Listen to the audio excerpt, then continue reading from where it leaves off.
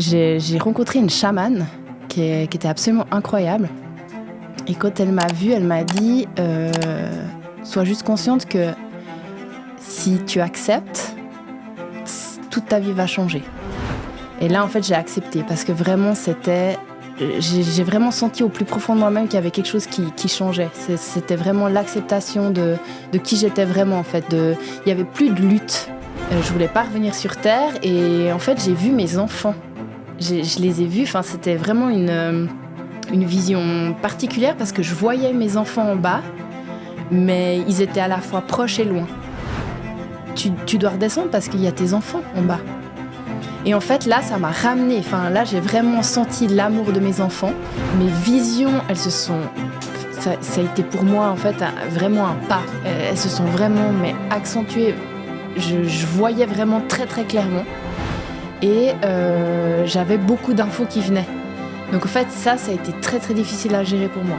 Et en fait, je pense sincèrement qu'il y a que du beau. Que nous, on est là, on est au milieu de tout ce bruit, tous les gens, notre vie. Mais en fait, c'est tellement beau, c'est incroyable. En fait, l'autre, il travaille, c'est pas évident. Il est face à des peurs, à des blocages. Mais ce qui vient après, c'est toujours beau. Il n'y a plus cette sensation du corps physique. Et c'est vrai que après, ce qui est difficile, c'est de revenir dans son corps physique. Il y a cette lourdeur. Et puis, c'est vrai que quand on est en dehors de son corps, on a vraiment cette liberté. Après tout ce que j'ai vécu, ça a été tellement une libération, en fait. Mon accident, ça a été tellement un cadeau de me dire, mais en fait, ce que tu as, tu peux le partager, tu peux le transmettre à d'autres.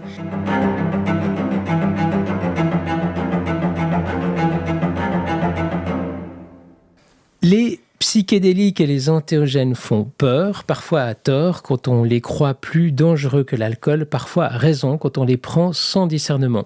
À chacun de faire son chemin en conscience. Ces ressources que plantes et champignons nous donnent, nous offrent sur un plateau avec la générosité propre à la nature, eh bien, nous les avons également tous en nous. Il suffit de savoir aller les chercher et certains connaissent les portes et les clés qui ouvrent ces portes. Certains sont des guides qui peuvent nous prendre par la main pour trouver ces portes en soi et savoir les ouvrir sans substance autre que celle que nous avons en nous-mêmes, sans autre aide que le fil de notre souffle. Oui, car par la respiration, la voie du souffle, nous pouvons nous aventurer sur les chemins de l'âme. Nous pouvons explorer des contrées inconnues et fantastiques, apaisantes ou effrayantes, ouvrir ces fameuses portes qu'on ne peut ouvrir que de l'intérieur. Des guides existent et j'ai l'immense bonheur et l'immense honneur d'accueillir une de ces guides qui m'a offert le privilège de m'aider à m'aventurer dans les recoins de mon âme. J'accueille aujourd'hui Jennifer Wouta. Bienvenue Jennifer. Merci, bonjour Alban. Bonjour. Alors, est-ce que Jennifer, tu peux un peu te présenter, nous dire qui tu es ? Alors, qui je suis ? Donc, je suis médium, guérisseuse et magnétiseuse, principalement. J'ai pas toujours pratiqué ça parce que j'ai eu un long parcours, un long chemin. Et puis maintenant, je pense que je peux enfin dire que je suis à ma juste place. D'accord. Quelle est la différence entre guérisseur et magnétiseur ? On peut guérir de tout plein de manières avec les plantes, avec les énergies, avec la connexion. C'est vrai que le magnétisme, c'est quelque chose que j'ai depuis toute petite, que j'ai pas toujours compris, en fait. C'était vraiment cette chaleur dans mes mains, le ressenti. Ma maman elle me disait toujours c'est fou quand j'ai mal au dos, tu touches exactement l'endroit où j'ai mal. Et donc c'est vraiment ces différences. Le magnétisme, c'est quelque chose vraiment que je sens que ça canalise, ça part d'en haut, ça me traverse. Et puis quand je le pratique pas, ce qui est intéressant, c'est que je sens cette énergie en surplus. Il faut que je partage, il faut que ça sorte. Et donc, du coup, alors, guérisseur, quelle est la différence ? Guérisseur, je pense que je suis aussi une guérisseuse parce que justement, dans mes ressentis, j'ai une autre connexion à l'autre. Là, je me connecte, je sens vraiment ce que l'autre a besoin. Est-ce que c'est une plante? Est-ce que c'est un soin énergétique? C'est d'autres fréquences. D'accord. Est-ce que tu peux nous raconter un petit peu ton parcours, les événements qui t'ont fait devenir qui tu es? Donc, quand j'étais adolescente, c'était très difficile parce que j'avais beaucoup de ressentis. J'ai fait très très longtemps des cauchemars, vraiment des terreurs nocturnes. Donc pendant 15 ans, en fait, vraiment, des fois, je me réveillais 3 fois dans la nuit, je devais me changer tellement que j'avais vu des choses, des cauchemars. Enfin, c'était assez difficile. Et puis, à 18 ans, j'ai fait en fait un coma éthylique. Et là, en fait, ça a été un cadeau. Parce que, en fait, j'ai vu vraiment plein d'âmes comme ça qui avançaient et au fond, il y avait la lumière. Et c'est le seul souvenir que j'ai de ce coma éthylique. Et en fait, après ça, je me suis dit, en fait, il y a eu vraiment une sorte de reset qui s'est fait en moi. Je me suis dit, mais maintenant, je dois trouver mon chemin. Il faut que je puisse avancer avec tout ça, en faire quelque chose. Et j'ai vraiment été... en fait, j'ai eu beaucoup de chance parce que j'ai rencontré beaucoup de belles personnes sur mon chemin. C'est comme si à chaque fois que j'avais besoin d'avancer dans une nouvelle étape, la personne se présentait. Et là, j'ai beaucoup travaillé. Et en fait, à 30 ans, là, j'étais un petit peu... j'étais arrivée à une période de ma vie où je me questionnais quand même aussi beaucoup de qu'est-ce que j'allais faire. J'étais dans les soins. Est-ce que c'est ma juste place? Et du coup, là, j'ai décidé de partir en fait au nord de Tromsø avec les Samis. Donc, c'est vraiment le peuple Sami. Ils sont originaires de Norvège et puis c'est des gens qui sont extrêmement connectés à la nature. Ils pratiquent le chamanisme, mais vraiment naturellement. Et du coup, en fait, en partant là-bas, je savais pas trop pourquoi je devais partir là-bas, mais il y avait quelque chose au fond de moi qui me disait, mais vraiment, dirige-toi là-bas. Enfin, va là-bas. Puis tout le monde me disait, mais Tromsø, comment t'as eu l'idée d'aller à Tromsø? Enfin, Et en arrivant là-bas, j'ai rencontré une chamane qui était absolument incroyable. Et quand elle m'a vue, elle m'a dit, sois juste consciente que si tu acceptes, toute ta vie va changer. Et là, en fait, j'ai accepté parce que vraiment, j'ai vraiment senti au plus profond de moi-même qu'il y avait quelque chose qui changeait. C'était vraiment l'acceptation de qui j'étais vraiment, en fait. Il n'y avait plus de lutte, de se dire, voilà, ce que je vois, en fait, c'est pas vrai. Enfin, avec toute mon éducation, la religion, c'était assez lourd. Et en fait, donc à ce moment donné, j'ai accepté. Et quand je suis rentrée en Suisse, ça a été vraiment l'explosion dans toute ma vie parce que j'ai divorcé, j'ai changé de travail, j'ai déménagé. Enfin, ça a vraiment été le gros changement dans ma vie. Mais là encore, c'était un cadeau. Et donc là, j'ai commencé à travailler aux urgences. Et puis, en fait, dans ce milieu des urgences, c'était toujours un peu le chaos, mais il y avait beaucoup de joie aussi. J'ai eu beaucoup de chance parce que j'ai partagé très intensément avec mes collègues qui sont devenus des amis. Et puis, là, j'ai commencé vraiment à pratiquer. Là, j'ai vraiment commencé à pratiquer.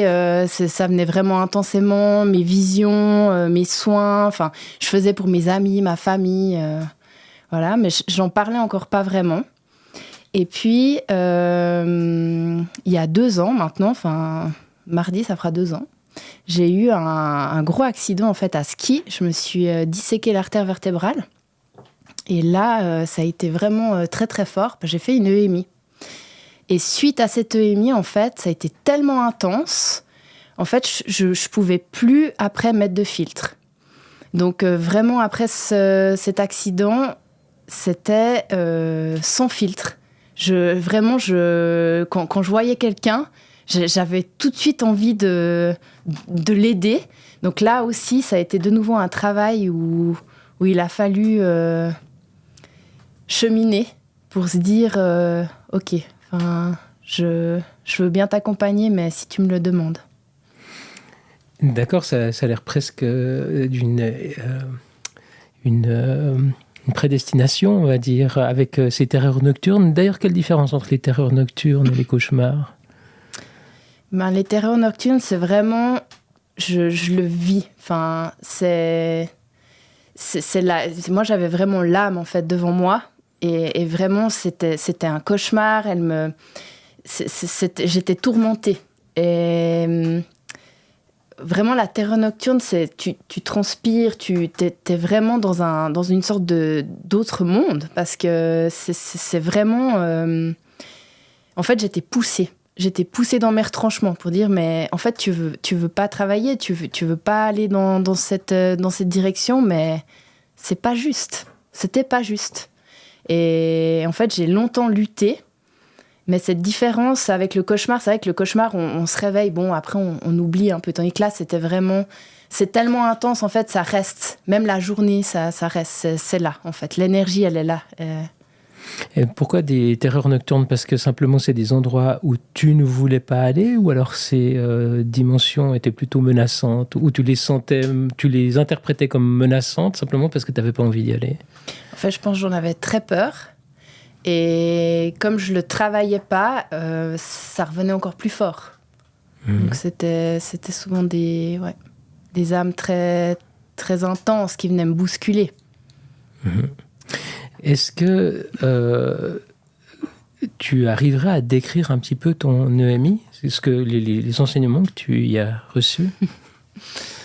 Alors, mon EMI, ça a été extrêmement fort.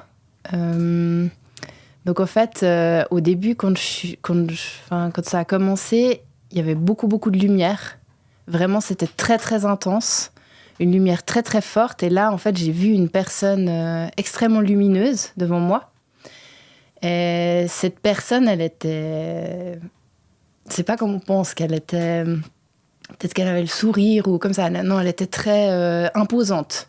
Donc, en fait, ensuite, quand j'ai vu cette personne, moi, je lui ai dit que j'avais envie de rester là. Parce qu'en fait, sur le moment, en fait, quand je suis arrivée, c'était... Je sais pas comment le décrire parce que c'était tellement doux, c'était tellement fort, il y avait tellement d'amour. Je peux pas décrire parce que cet amour, je l'ai pas connu sur Terre. C'est vraiment quelque chose qui a un ressenti mais extrêmement fort. Et en fait, je voulais pas retourner. Je voulais pas revenir sur Terre et en fait, j'ai vu mes enfants. Je les ai vus, enfin, c'était vraiment une vision particulière parce que je voyais mes enfants en bas, mais ils étaient à la fois proches et loin. Et en fait, cette personne lumineuse m'a dit, mais tu dois redescendre parce qu'il y a tes enfants en bas. Et en fait, là, ça m'a ramenée. Enfin, là, j'ai vraiment senti l'amour de mes enfants. C'était très, très fort. Et en fait, la chose que je me souviens après, c'est que je voyais en fait le pied d'une chamane mongole qui tapait le sol comme ça. Et elle avait en fait des grelots autour de la cheville. Et quand je suis revenue de l'EMI, en fait, c'est le souvenir que j'avais. Je me suis dit, mais en fait, moi, je dois aller en Mongolie. Et ça m'était jamais venu à l'idée avant, en fait, avant l'EMI. Et après mon accident, pendant 3 mois, ça a été très, très dur. Parce que vraiment, là, j'avais... pardon. Désolée. Pas de problème. Non, mais comme je disais tout à l'heure, je suis très émue parce que... en fait, mon retour sur Terre, entre guillemets, ça a été très dur. En fait, j'ai eu 3 mois un peu de... tout était intense. En fait, j'avais des ressentis extrêmement intenses. Mes visions, elles se sont... Ça a été pour moi, en fait, vraiment un pas. Elles se sont vraiment accentuées. Je voyais vraiment très, très clairement. Et j'avais beaucoup d'infos qui venaient. Donc, en fait, ça a été très, très difficile à gérer pour moi. En fait, c'était comme j'ai fait vraiment un saut dans mes visions. Et je ne m'attendais pas du tout. Donc, en fait, j'ai dû apprendre à gérer ça. Et donc, les 3 premiers mois, c'est fou, parce que j'avais toutes les perceptions qui qui était dupliqué. J'avais l'impression que je sentais plus, je voyais plus, le bruit était très intense. Et puis j'avais comme cette difficulté à fonctionner dans le monde avec les autres. Et ça, c'était assez perturbant parce que, comme je disais tout à l'heure, j'étais dans les soins. Et donc, en face de la personne malade, en face de mes collègues, là, je devais continuer en fait à fonctionner, mais il y avait vraiment un décalage avec ce que j'avais vécu. Puis en fait, je pensais tout le temps en fait à ce que j'avais vécu. Et tous les jours, en fait, enfin encore maintenant tous les jours, mais c'était d'une telle intensité qu'au début, j'en ai pas du tout parlé. Enfin, c'était trop fort pour moi. C'est comme si l'esprit, j'arrivais pas à mettre ça dans le physique. C'était trop intense, cette expérience. Et puis, j'avais beaucoup ce questionnement de me dire, bon, je suis revenue parce qu'il y a mes enfants. Il y a l'amour de mes enfants, ça c'est clair et net, ça, je suis revenue pour ça. Et aussi parce que, en fait, il y avait tout cet amour que j'avais envie de dire, mais en fait, ça existe. J'avais envie de dire aux gens, mais enfin, là, t'es pas bien, il y a toutes ces peurs et t'as tous ces blocages, mais en fait, tu te rends pas compte ce qu'il y a. C'est tellement incroyable. Et là, en fait, j'avais envie de donner. J'avais envie de lui dire, mais enfin, ce qu'il y a là-bas, c'est tellement intense, c'est tellement fort que ok, t'as peur, mais moi, je veux bien te donner la main, puis je t'accompagne, en fait. Et c'est ça, en fait, que j'ai envie de transmettre dans mes soins, parce que, en fait, c'est très, très beau. Et en fait, je pense sincèrement qu'il y a que du beau. Que nous, on est là, on est au milieu de tout ce bruit, tous les gens, notre vie. Mais en fait, c'est tellement beau. C'est incroyable, en fait, ce qu'il y a derrière. Mmh. En tout cas, c'est très, très bien exprimé. Comment est-ce que tu parlerais de ta spécialité autour du souffle ? Est-ce qu'on parle de respiration holotropique ? Est-ce que c'est juste de la désigner ainsi ? Et autre question, à l'intérieur de celle-ci, qu'est-ce que le souffle ? J'ai envie de te dire le souffle de vie. Le premier souffle de vie, que quand on arrive sur Terre, on prend notre premier souffle, en fait. Et c'est fou parce que on se dit, le souffle, en fait, on le fait naturellement, sans y penser. Mais quand on le fait en conscience, en fait, c'est tellement fort. Quand on a le souffle coupé ou qu'on est angoissé, c'est tellement connecté en fait avec notre âme qu'on l'oublie. Et dans mes soins, maintenant j'ai vraiment en fait, tu disais comment est-ce qu'on peut le nommer. Moi j'ai suivi en fait une formation, ça s'appelle le rebirthing, et avec une personne exceptionnelle qui s'appelle Karima, c'est une très très belle âme. On peut libérer par le souffle.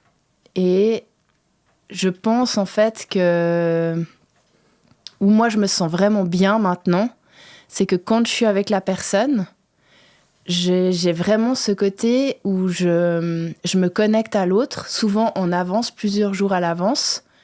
On travaille, par exemple, si je vois des choses ou l'autre a des choses à travailler, des rêves, des questionnements, des peurs. Donc, souvent, je me connecte en avance. Et quand j'arrive avec la personne en soins, j'ai déjà une grande idée de ce qu'on va travailler. Et là, en fait, je mets tout ensemble. Donc, je mets la médiumité, le magnétisme et justement la respiration de libération par le souffle. Moi, je pense qu'on peut dire beaucoup on peut le désigner par plein de manières différentes, mais quand je suis en fait avec la personne, pour moi, il n'y a plus rien d'autre qui existe. Ça fait vraiment en fait une espèce de bulle où je fais un canal, il y a tout qui est autour de moi. C'est comme si j'ai plein de pinceaux puis que je commence à tout mettre en place, à dessiner un immense tableau qui est magnifique avec cette personne. Puis il y a vraiment cet échange. La personne, elle me donne, je reçois, je lui donne. Enfin, c'est à chaque fois différent. Là, j'ai fait beaucoup de soins ces 2 dernières années. Et il n'y en a pas un qui ressemble à un autre. C'est à chaque fois... je peux pas mettre de mots parce que c'est toujours beau. Il y a toujours des choses magnifiques qui sortent. Quand tu dis il y a des choses magnifiques qui sortent, en tout cas mon expérience de cette respiration-là, de ce rebirthing, comme tu l'appelles, il y a vraiment quelque chose qui est proche de la naissance. Moi, j'avais l'impression, j'ai assisté à la naissance de mes enfants, de 2 d'entre eux, et j'avais l'impression de revivre une scène d'accouchement, sauf que c'était moi qui accouchais. Et que tu étais plutôt la sage-femme qui m'aidait à accoucher de choses qui étaient coincées en moi. Donc je trouve qu'au début, je trouvais qu'il y avait une connotation un petit peu chrétienne avec ce mot de rebirth.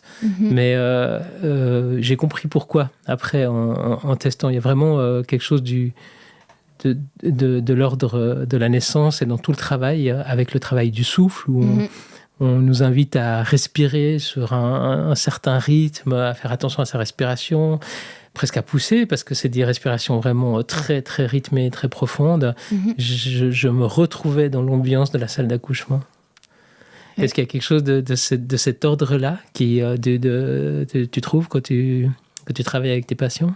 Oui. En fait, à la base, c'est ça, c'est une naissance.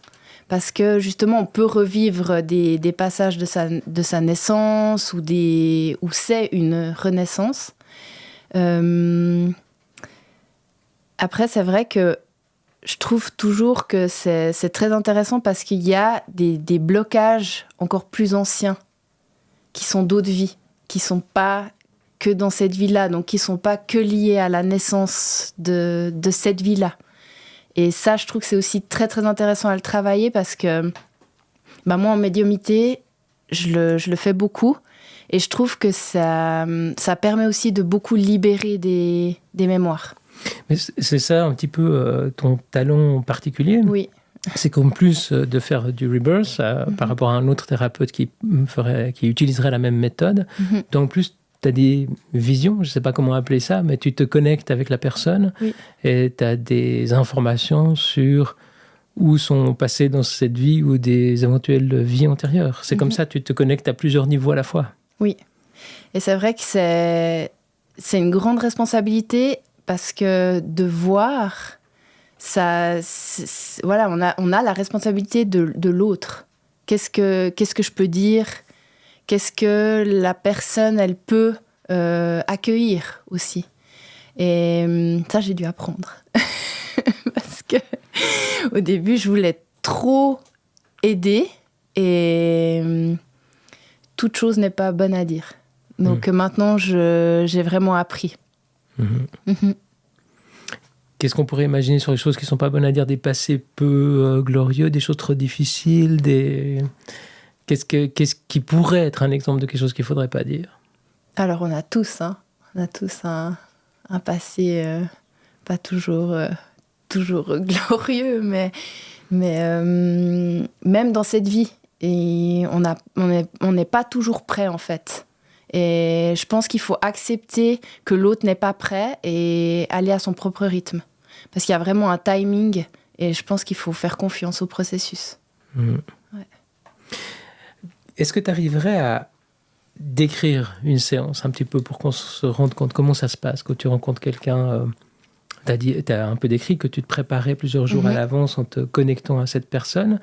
Est-ce que tu peux décrire le processus un peu plus loin? Alors, en général, quand je me connecte à l'autre, souvent, c'est pas j'ai un contact au début et là, tout de suite, je reçois des informations. Et là, je me connecte vraiment pour savoir comment je vais pouvoir l'aider au mieux. Ça, toujours, j'essaye de canaliser au mieux pour me dire, OK, là, je vais pouvoir faire ça pour lui. Et souvent, justement, je demande à la personne ce qu'elle a envie de travailler. Parce que souvent, elle me dit, par exemple, voilà, je fais des cauchemars ou je suis complètement bloquée dans ma vie sentimentale. Et c'est là souvent que ça intervient parce que j'ai déjà des infos qui arrivent, mais quand j'arrive en face de la personne, souvent là, ça se matérialise devant moi. Enfin, vraiment là, j'ai une confirmation de l'information. Et en fait, je commence toujours mon soin par une mise à terre avec le magnétisme. Là, je fais une première connexion avec la personne, mais il y a en même temps des informations au niveau médiumnique qui viennent, et c'est ce qu'on va aller travailler après. Est-ce que tu as l'impression que cette technique de respiration holotropique, elle est plus faite pour un certain type de personne? Est-ce que c'est quand on veut se sortir d'un problème particulier? Est-ce que c'est quand on a des problèmes physiques, psychiques? Est-ce que à qui est-ce que tu dirigerais le plus volontiers ce genre de thérapie? À tout le monde. Ouais. Non, je pense qu'il y a aucune personne qui est plus prédisposée à ça. Mm-hmm. Parce que vraiment, j'ai eu des personnes qui étaient très, très bloquées et même plutôt réticentes. Et c'était absolument génial. Donc, il y a vraiment pas de... Je pense pas qu'il y a des personnes qui vont être plus preneuses ou autres.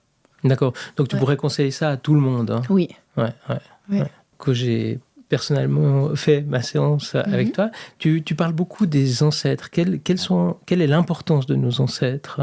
Pourquoi est-ce qu'ils viennent si facilement dans tes visions? Pourquoi est-ce que la thérapie est construite autour des ancêtres? Parce que, par exemple, quand on fait une séance chamanique, c'est plutôt les esprits. Pourquoi tu as l'impression qu'il y a cette connexion en particulier avec les ancêtres? Parce que vraiment, on évolue toujours dans le même groupe d'âmes. Et puis, il y a vraiment ce lien, en fait. Il y a toujours une raison pourquoi on est dans cette famille. Et il y a vraiment cette influence des générations, en fait, anciennes, qui, par exemple, s'il y a eu des blocages, des mémoires lourdes, et en fait, on reproduit toujours les mêmes schémas, et ça nous ancre dans une certain type de... Ouais, dans un schéma répétitif, et vraiment de pouvoir libérer ce schéma en conscience, libérer les générations. Et ça, vraiment, on le voit clairement, par exemple, dans les schémas par rapport à la religion. Et moi, j'en ai expérimenté j'ai vraiment expérimenté ça avec la religion parce que j'ai grandi dans une famille catholique. Ma grand-mère était très, très catholique. Et moi, ça m'a beaucoup bloquée au début. Je pense vraiment tous ces cauchemars, ces choses que je voyais. Ça m'a beaucoup bloquée parce que, justement, il y avait toute cette empreinte de la religion qui était très, très forte chez moi. Est-ce que j'ai le droit ? Est-ce que je peux le faire ? Qu'est-ce qu'ils vont dire les autres ? Et ça, je pense que c'est vraiment... c'est très fort. En fait, on n'a pas toujours cette conscience, mais tout le transgénérationnel, c'est extrêmement fort. On a vraiment des mémoires et on reproduit, et on transmet à nos enfants, mais on peut s'en libérer. Est-ce que tu as l'impression que c'est un processus très long qu'il faut répéter à plusieurs reprises avant d'arriver à une libération, ou bien il y a parfois des séances où en une fois, tu as l'impression d'avoir touché vraiment du doigt un problème et à pouvoir avoir apporté une aide conséquente à la personne? Alors, je pense qu'après chaque séance, il y a toujours une libération. Et la personne, après, c'est elle qui sent. Est-ce qu'elle veut continuer à travailler ? Est-ce que, pour l'instant, voilà, c'est comme je disais avant, il y a chacun a son propre timing. Pour l'instant, peut-être qu'elle est bien. Et puis, peut-être ça va durer 2 ans, ou peut-être 10. Mais vraiment, ça, je trouve qu'on est seul juge. Et par exemple, il y a des gens, ils ont besoin de venir 10 fois. Moi, par exemple, je trouve que après la première fois, c'était tellement dur quand j'ai fait ça que je me voyais pas m'arrêter parce que je me suis dit mais en fait il faut que j'aille creuser là. J'ai beaucoup de choses à libérer. Ouais. C'est un peu ce sentiment qu'on a, c'est qu'on creuse quelque chose. Hein. Ouais. Que en fait, c'est pas de tout repos. On peut pas dire que c'est aussi énormément de plaisir à certains moments parce qu'on se sent déchargé d'un poids. Et puis, énormément de... on a l'impression de retrouver un souffle, justement. Mais en même temps, c'est des moments difficiles. C'est des moments où, des fois, on se bat avec soi-même, des fois, des moments douloureux. Et même parfois... Est-ce que tu peux parler un petit peu des apnées, par exemple ? Alors, on dit que quand on fait des plus longues apnées, plus est grand le trauma. C'est vrai que moi, je vois toujours des images pendant l'apnée. Après, je me dis toujours, bon, il faut maintenant qu'on regarde comment ça peut aider la personne si je lui transmets les informations qui ont été vues. Et puis, ces apnées, c'est vraiment en fait une libération par le souffle du trauma. Mais c'est tellement ancien que des fois, justement, l'apnée peut durer très long. Moi, je trouve ça toujours magnifique. c'est que la personne, justement, elle était prête à ce moment-là. Et ça, c'est génial. Ouais, c'est assez épatant de vivre ces moments-là. On ne se rend pas compte quand on est en train de faire l'expérience qu'on est en train de faire une apnée, en fait. Hein. Mais donc, t'es là aussi pour contrôler ça. T'es là aussi pour contrôler que la personne reprenne son souffle, parce que ces apnées, la plupart du temps, elles sont pas conscientes. Hein. Mais après, c'est vrai que ce qui est important toujours pour moi, c'est comme je te disais tout à l'heure, je suis un peu comme une gardienne, parce que je suis aussi là en protection pour que tout se passe au mieux et que toi, tu puisses t'élever en sécurité.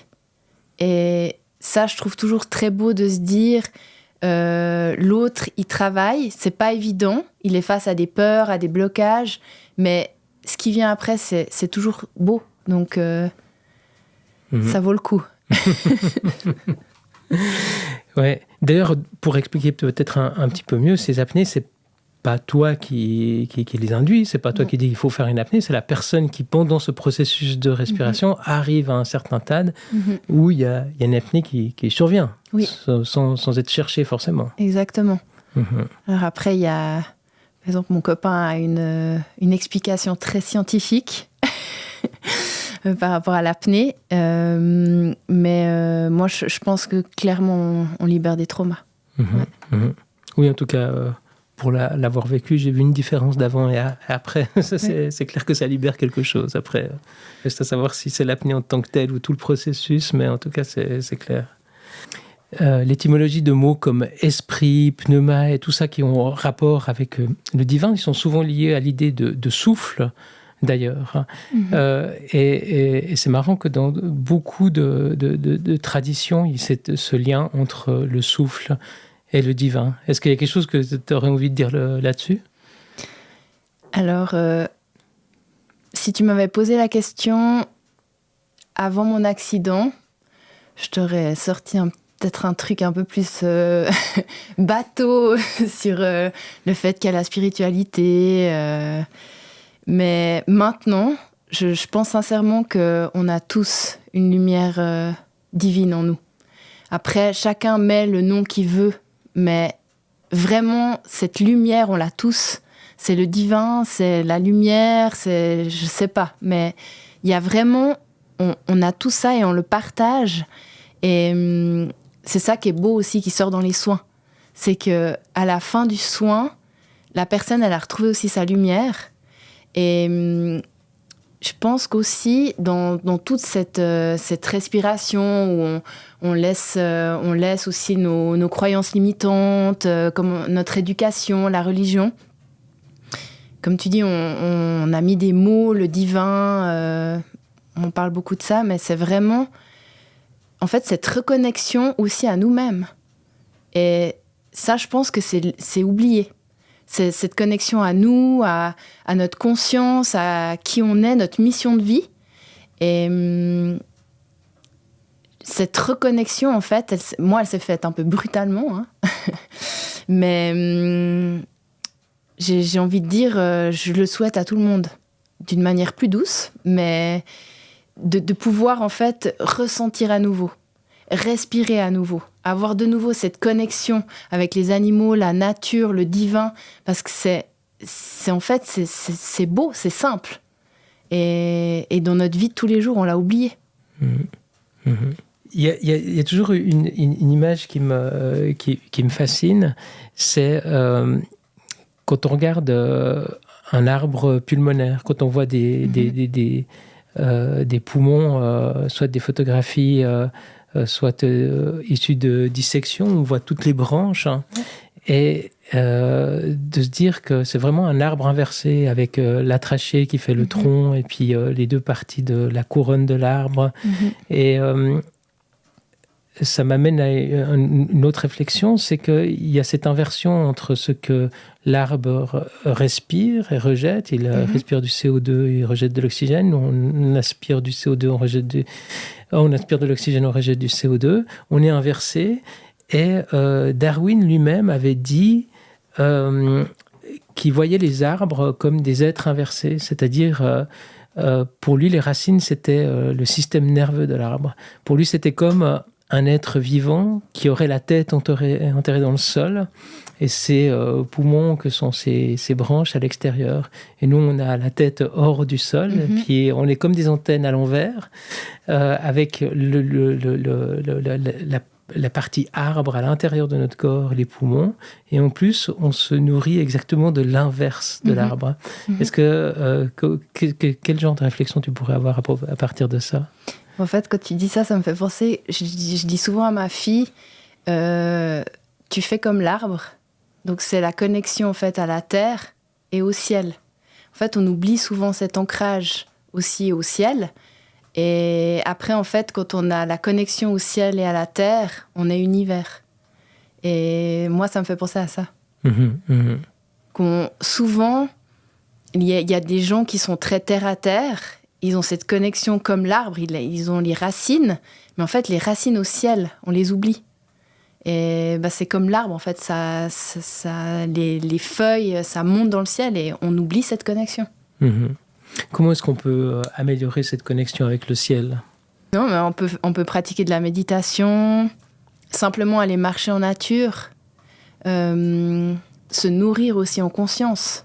C'est vrai que moi, maintenant, là, je suis en train de terminer une formation en nutrition holistique et je me rends compte à quel point on est complètement aussi coupé de l'alimentation consciente. Enfin, je veux dire, on achète des choses préparées, on est pressé de manger, on partage plus du temps en famille. Enfin, et donc toutes ces choses qu'on fait en conscience font qu'on se reconnecte en fait.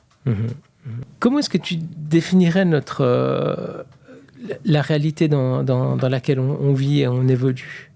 Quelle est la nature de la réalité, d'après toi? Moi, je pense que c'est compliqué comme question. C'est compliqué comme question.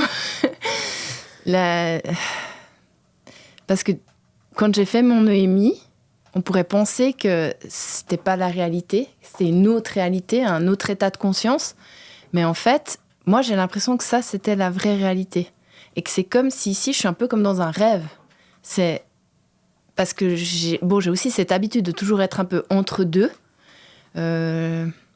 J'aime bien l'idée un peu du funambule parce que je me dis toujours...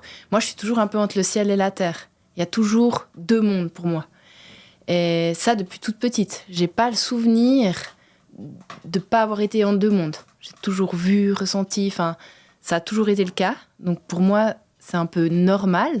Mais c'est vrai que après mon EMI, il y avait cette autre réalité. Donc, je ne sais pas vraiment comment répondre à cette question. Alors, tu dis que tu es toujours un petit peu entre deux mondes. Tu te décris comme un funambule et tout ça. Est-ce que tu voudrais parler un petit peu des sorties de corps que tu as l'air de faire sans vouloir les provoquer, qui t'arrivent depuis toute petite? Oui, en fait, j'ai pris conscience de ça quand j'étais ado, que c'était pas normal de le faire. Pour moi, c'est quelque chose que j'ai toujours fait, en fait. Mais Ben voilà, après, c'est vrai quand on est enfant, on se dit, bon, ben, on fait ça naturellement. Enfin, on sort, voilà. Et ouais, à l'adolescence, là, après, j'ai pris conscience qu'en fait, d'être comme ça, de sortir, de pouvoir voir justement d'autres réalités, d'autres plans de conscience, ben, que c'était pas la réalité de tout le monde. Comment t'expliques ces sorties de corps? Est-ce que tu as l'impression que c'est une sorte de projection, que tu rêves un petit peu, que c'est quelque chose entre le rêve et l'éveil, ou tu as vraiment l'impression de faire une expérience dans une autre dimension, ou dans un autre temps, ou dans une autre géographie dans la même dimension? Est-ce que tu testes toi-même cette capacité-là, ou tu la laisses vivre et puis tu ne sais pas où tu te trouves et tu en tires tes propres conclusions? Est-ce que tu as quelques clés? Alors, ado, j'ai beaucoup testé. Adolescent, j'ai beaucoup testé ça. Parce que il y a plus cette sensation du corps physique. Et c'est vrai que après, ce qui est difficile, c'est de revenir. De revenir dans son corps physique. Il y a cette lourdeur. Et puis, c'est vrai que quand on est en dehors de son corps, on a vraiment cette liberté. Il y a cette légèreté. Il y a vraiment des vibrations qui sont tellement différentes que sur Terre que moi, c'était vraiment naturel. Enfin, c'est vrai que le soir, je me couchais, paf, je sortais. C'était vraiment quelque chose qui était facile, entre guillemets. Est-ce que tu pouvais diriger tes sorties, décider d'aller plutôt là qu'ailleurs? Alors, plus jeune, je le gérais très très mal. Et puis, j'avais aussi peur, parce que du coup, ben, justement, il y avait quand même toutes ces terreurs nocturnes qui m'inquiétaient. Et c'est vrai que maintenant, oui, je les dirige. Ouais. Si j'ai envie d'aller justement dans des endroits, là, je vais vraiment me connecter, en fait, au lieu. Et donc, tu peux aller dans des endroits qui sont dans cette réalité présente, dans cette géographie, te retrouver ailleurs sur la Terre dans le présent, ou dans d'autres époques, ou dans d'autres dimensions. Oui, alors, ouais. Oui. Oui. Je sais pas si tu veux que je les décris ou... Ah, volontiers. Ben, c'est vrai que, par exemple, quand je sens que j'ai des blocages, là, c'est intéressant parce que là, je vais chercher. Par exemple, si c'est d'une ancienne vie, je sens qu'il y a des douleurs, il y a des peurs, il y a de la noirceur, comme ça, je vais aller chercher. Je vais me connecter vraiment à cette ancienne vie-là. Après, là, souvent, j'ai des dates qui arrivent. Je sais exactement, en fait, ce que je dois aller travailler.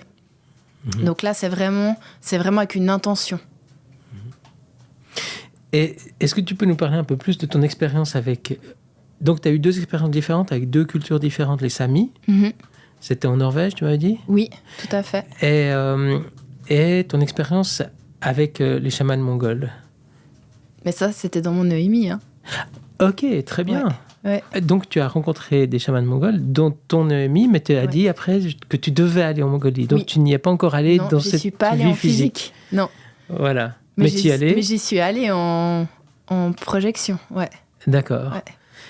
Est-ce que tu peux nous parler de ces 2 enseignements? Déjà avec les Samis, peut-être? Alors, avec les Samis, ça a été très, très fort pour moi. Parce que c'est vraiment là que j'ai pris conscience que... En fait, j'étais acceptée. Et ça, c'était très fort pour moi. Parce qu'en fait, quand la première fois, elle a commencé à chanter des chants, la chamane, et puis je lui ai dit, mais est-ce que ce chant, tu le chantes pour ton frère? Et là, elle m'a dit, bon, maintenant, qu'est-ce que tu as vu? Et en fait, c'était intéressant parce que ce chant, c'est des prières qu'ils chantent pour faire revenir, en fait, la personne pour qu'il les accompagne, qu'il les aide, en fait. Il demande de l'aide, en fait, aux personnes qui sont décédées. Et en fait, ce qui a été décisif chez les Samis, c'est que là, je me suis acceptée. Et puis, il y a eu cette soirée où on était au milieu de rien du tout, vraiment au milieu de rien. Il commençait à neiger. Et puis, tout d'un coup, ça s'est découvert et il y a eu des aurores boréales qui sont arrivées. Et là, il y avait un Sami qui avait mon âge, et là, je lui ai dit... Enfin, moi, j'ai commencé à pleurer, j'étais vraiment dans l'émotion. Enfin, c'était la première fois que je voyais des aurores boréales, c'était tellement beau. Et il m'a dit, ce que tu vis maintenant, ça restera toujours dans ton cœur, tu t'en souviendras toujours de ce moment. Et c'est vraiment là, à ce moment, que je me suis vraiment sentie acceptée. Je sais que là, j'ai fait le pas d'accepter aussi mon don et de me dire, bon, ok, maintenant, tu peux y aller. T'es prête. Enfin, non, je n'étais pas tout à fait prête. Mais... Et ça, l'expérience avec les Samis, c'était avant ta NDE? Oui. Ouais. Alors là, c'était... En fait, là, j'avais 30 ans et mon expérience de mort imminente, je l'ai fait à 35. 5 ans plus tard. Donc, tu étais déjà prête, tu savais que tu étais prête, mais il a encore fallu un petit push, on dirait, pour que là, tu sois vraiment entièrement prête. L'univers, il s'est dit, c'est pas tout à fait compris, là. En fait, ton accident t'a permis de te décider entièrement à prendre cette voie. Oui. En fait, vraiment, là, j'ai commencé à pratiquer vraiment avec les personnes qui venaient me voir. Donc, j'ai commencé quand tu dis à pratiquer, c'est vraiment la respiration holotropique ou d'autres types de soins? Non, vraiment, j'ai commencé à faire le magnétisme, la médiumnité. Là, au début, je faisais que ça. Et là, j'ai commencé à pratiquer. Et puis, c'était vraiment beau. C'était des très beaux échanges. Et puis là, je me suis dit, bon, ok, là, t'as juste place. C'est ok. Et à ta connaissance, il y a d'autres médiums qui mélangent leur pratique de médiumnité avec de la respiration, par exemple, ou d'autres choses, mais parce que ça a l'air... les séances que tu fais ont l'air très complètes. Enfin, j'entends, on n'en sort pas comme d'une séance médium classique où simplement c'est presque du question-réponse. Mais là, on vit la chose en même temps. Est-ce que tu as connaissance d'autres ou c'est vraiment ta technique que tu as développée? Alors là, vraiment, moi, c'est ma pratique. Enfin, c'est vraiment tous mes ressentis. C'est comme je disais avant, j'ai plein de pinceaux. Et puis, je crée un tableau. C'est vraiment tout ce qui est en moi, je sens, ça canalise, ça vient. Et j'emploie des techniques différentes avec chaque patient. Peut-être qu'avec une personne, je ne vais pas du tout faire du magnétisme, et puis avec l'autre, je vais sentir que oui, ou je vais travailler justement une vie antérieure. Enfin, j'ai pas vraiment de fil... Enfin, j'ai un fil conducteur, mais il n'y a pas de règle dans mon soin. Vraiment, ce qui vient pour la personne, c'est ce qui est bon pour elle. Après, je sais pas du tout comment on pratique les autres. C'est vrai que moi... Comme je disais avant, j'ai dû apprendre, en fait, là, c'est vrai que les derniers 6 mois, j'ai dû vraiment apprendre à canaliser tout ça pour pouvoir donner le meilleur. Parce que c'était très, très intense pour moi. C'est vrai que quand je recevais les informations, j'avais envie de tout lui dire, mais ça va aller, t'inquiète, on va tout faire, ça va bien se passer, et puis on est ensemble et on va partager ce moment et ça va être beau. Et c'est trop pour l'autre qui est en face. C'est trop intense, il y a trop d'énergie.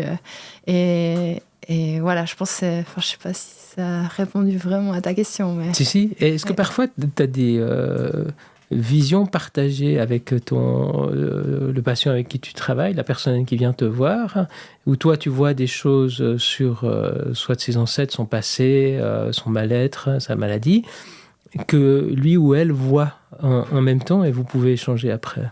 Alors j'ai eu des patientes qui étaient très connectées et ça c'était absolument génial. Parce que justement, là, on est hyper complémentaires. Elle voit un bout, je vois un autre bout, puis après, on voit 2 choses en simultané. Et puis vraiment, là, ça avance. C'est très beau. Parce que là, il y a déjà une personne qui est un bon bout sur le chemin. Et puis là, on travaille vraiment... Quand il y a des personnes qui sont justement, qui ont déjà des pratiques ou qui ont déjà pas mal avancé sur le chemin, on peut justement partager. Puis là, c'est vraiment génial. Qu'est-ce qui t'indique pour quelqu'un comme moi qui n'a aucune idée de ce genre de vision comment est-ce que tu sais que c'est pas ton imagination qui travaille et que tu es vraiment connecté? Alors, par exemple, pour donner une idée... je suis allée à un souper mon copain me dit on va aller manger chez des amis à moi. J'étais bon, d'accord. Et donc, je connaissais pas ces gens, je connaissais pas le lieu, enfin, rien du tout. Et là, en fait, quand je suis arrivée, vraiment, je me ferme, en fait, dans ce genre de moment parce que je me dis, voilà, c'est pas le moment, je dois pas... Il faut pas toujours, parler de ça. Donc, je me ferme, je me protège aussi parce que des fois, je vais dans des lieux qui sont chargés pour moi. Donc, on n'est pas là pour ça. Et puis, en fait, à un moment donné, cette personne m'a demandé ce que je voyais, s'il y avait quelque chose dans son salon. Et en fait, moi, je lui ai dit, oui, que je voyais un homme et que je pensais qu'il s'était pendu là, en fait. Et là, en fait, il m'a regardé et il est devenu un peu blanc et il m'a dit que oui, effectivement, il y avait un homme qui s'était pendu là, dans la véranda. Voilà. Et donc, en fait, c'est juste que quand je reçois ces infos, il faut bien se dire que moi, j'essaie toujours d'être le plus juste possible.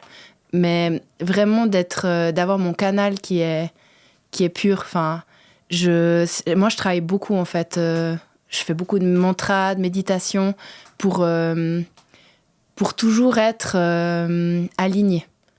Vraie, entière. Enfin, connectée vraiment à la source pure. Voilà. Est-ce qu'il y a quelque chose que tu aimerais aborder, qu'on n'a pas abordé? Quelque chose que tu trouves important à dire?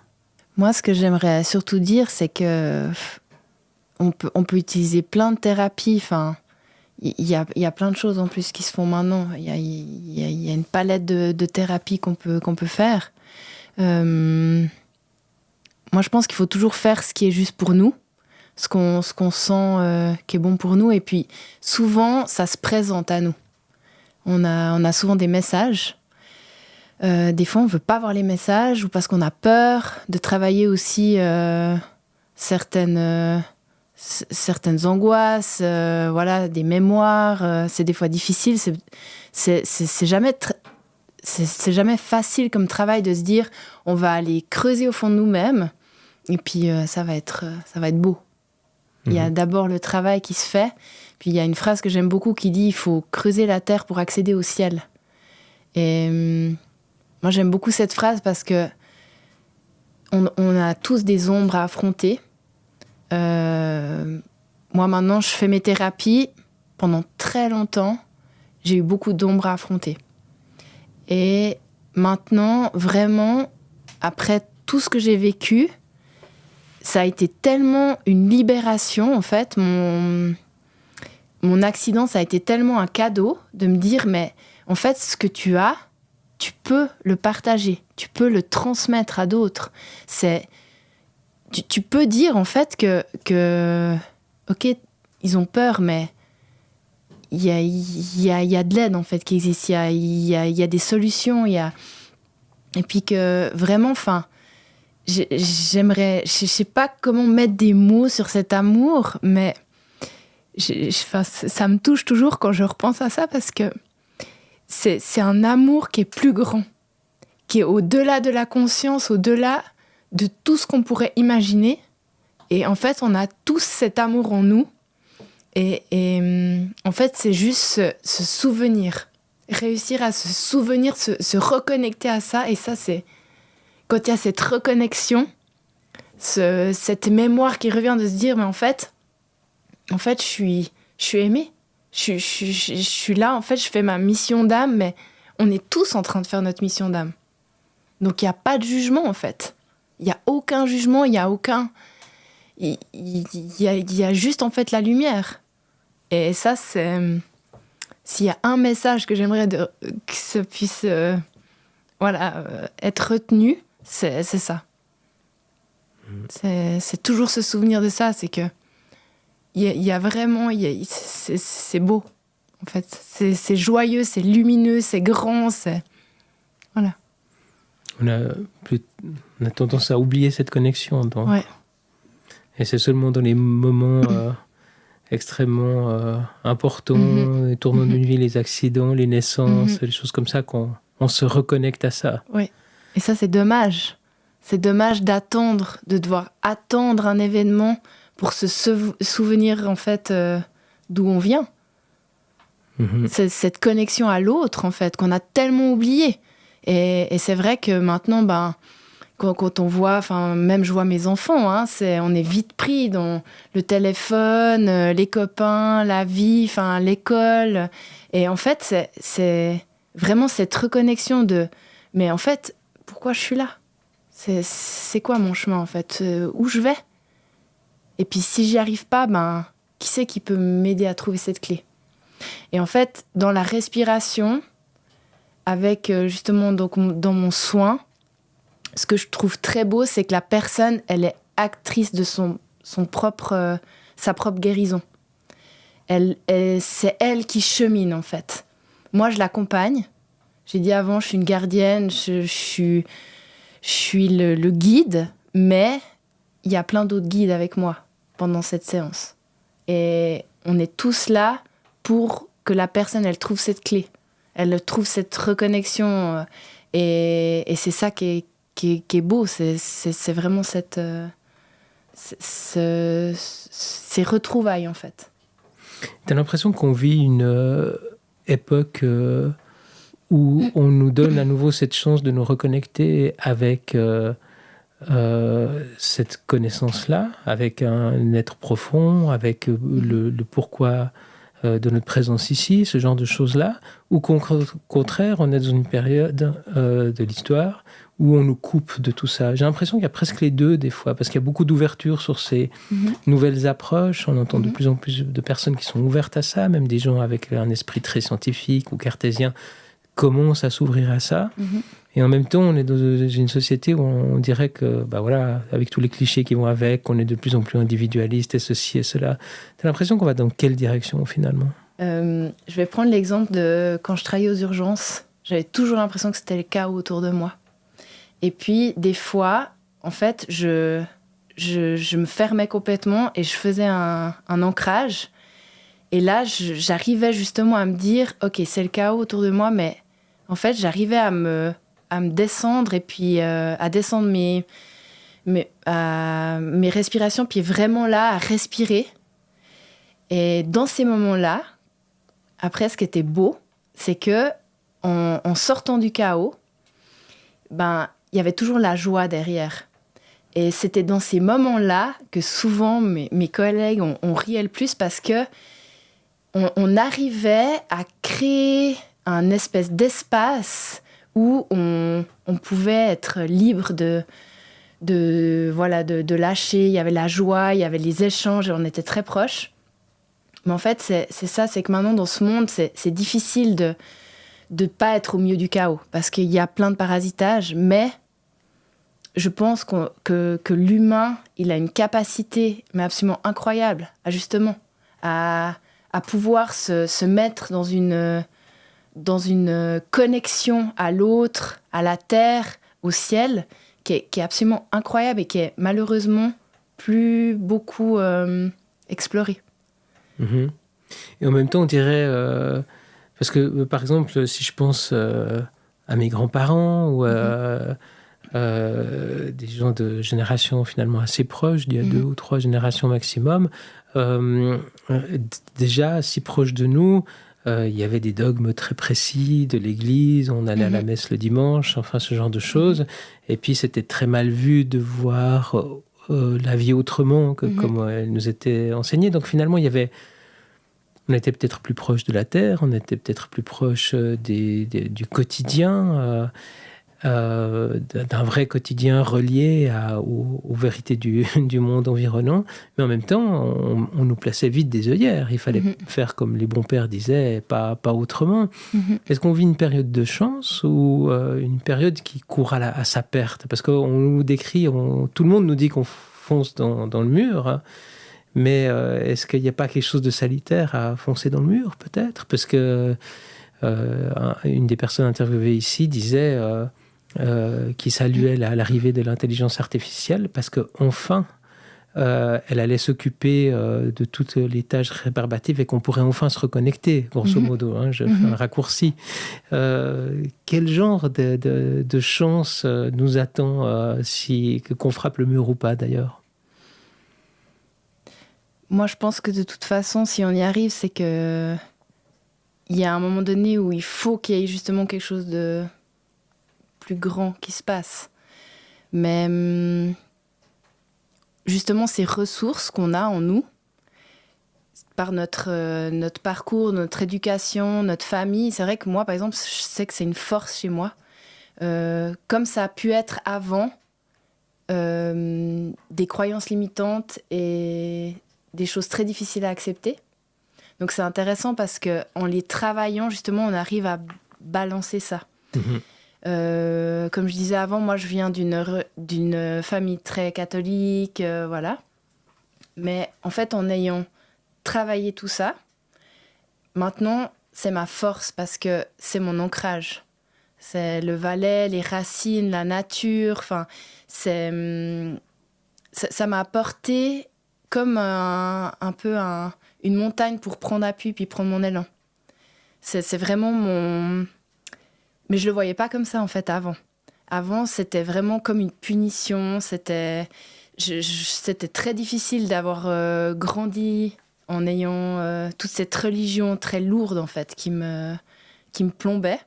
Que par l'enseignement en fait de mes ancêtres, de ma grand-mère principalement. Alors oui, c'était quelqu'un, elle cultivait son jardin, c'était quelqu'un de très fort en fait, parce qu'elle était, tous les jours, je l'ai vue aller à son jardin jusqu'à ce qu'elle décède. Donc enfin, c'était quelqu'un qui avait une grande spiritualité.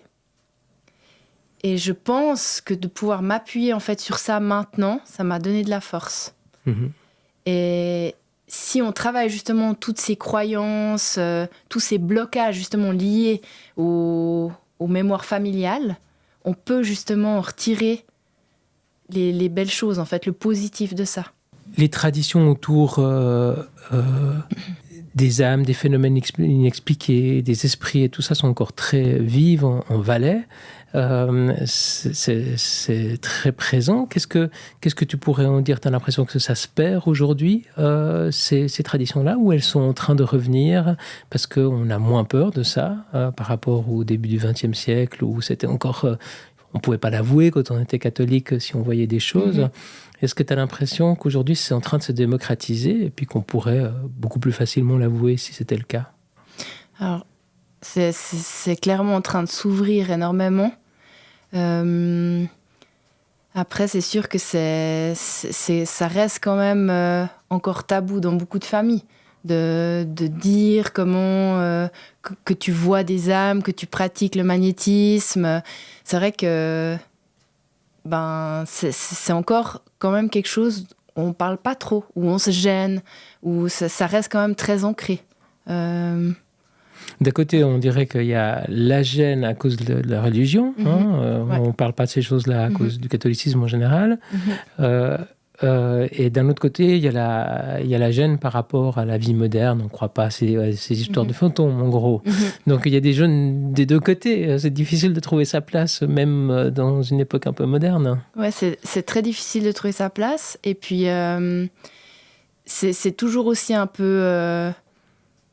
à double, parce que par exemple dans les soins, autant ils font appel pour les brûlés, ils font appel à des guérisseurs, mais on n'en parle pas trop quand même. Donc c'est toujours, c'est toujours entre deux. Toujours un peu ambivalent. Oui. On fait mais on fait pas. Ouais, c'est ça. Ou on fait mais on dit surtout pas qu'on fait. Ouais, exactement. Et alors, comment est-ce qu'on peut prendre contact avec toi? Est-ce que tu as un cabinet? Est-ce que tu te déplaces chez les gens? Comment ça se passe? Alors, donc là, je suis en train de mettre en place un projet sur Lausanne. C'est en train de se faire. Donc, pour l'instant, on peut me contacter via Instagram. Et puis, d'ici juin, je pense que ça sera en place, mes consultations à Lausanne. D'accord, donc on va mettre ton contact Instagram sous la vidéo si jamais on voulait déjà pouvoir prendre contact avec toi. En tout cas, merci. Je ne sais pas si tu voulais ajouter un mot de la fin, quelque chose qui te tient à cœur et que tu aimerais partager encore. Moi, j'aimerais te dire merci, Alban, de m'avoir fait confiance.